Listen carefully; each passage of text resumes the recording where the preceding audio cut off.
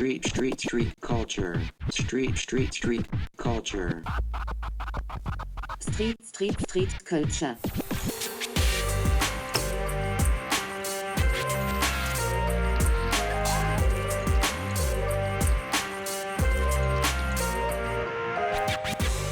Ça fait 15 ans que je fais du BMX, ouais.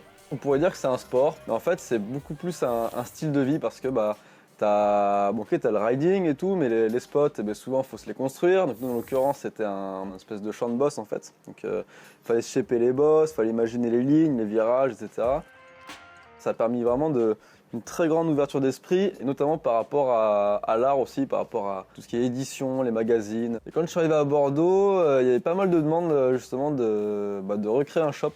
Et on est parti d'un vieux squat, sans eau, sans élec, à un mois après, genre le shop avec des arches en bois. Enfin, on a fait un truc franchement qui pète. Le premier déclencheur de ma vie, en gros, c'est celui-ci, c'est le BMX. Ça paraît rien, mais en fait, c'est énorme.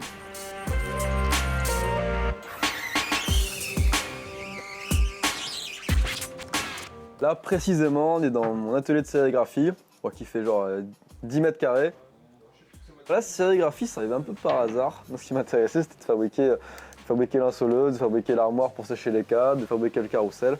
Et moi, en fait, là-dedans, j'ai trouvé un art qui arrivait à lier des choses très scientifiques, physiques, avec un côté artistique. Et en fait, je me suis dit, putain, mais en fait, ça, c'est moi, quoi. Et je trouve ça tellement chouette, en fait, de pouvoir, qu'avec une raclée en bois et une encre, de pouvoir tout retracer comme ça et avoir cette illustration qui ressort avec des couleurs ultra profondes et avec énormément de matière. Je trouve ça génial, quoi.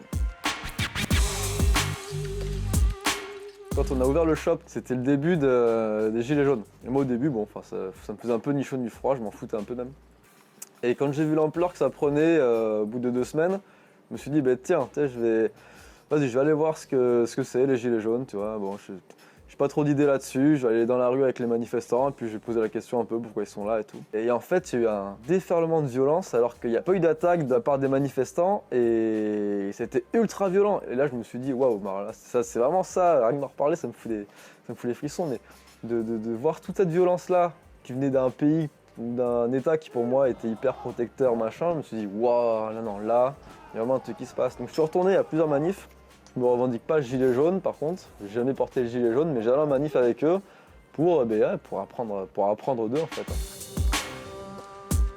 Ma façon de participer à ça, c'est d'amener un soutien justement artistique, ce qu'on appelle l'artivisme. Donc ça passe par de la réalisation de banderoles, mais avec des designs assez poussés. D'ailleurs, c'est marrant parce que les gens, quand ils voient les manifestants arriver avec ces banderoles-là, ils font « Putain, mais vous avez du pognon pour faire des banderoles comme ça ?» On fait « Non, c'est une banderole de récup et de la peinture, quoi. » Et juste, on amène ce côté artistique qui est très puissant.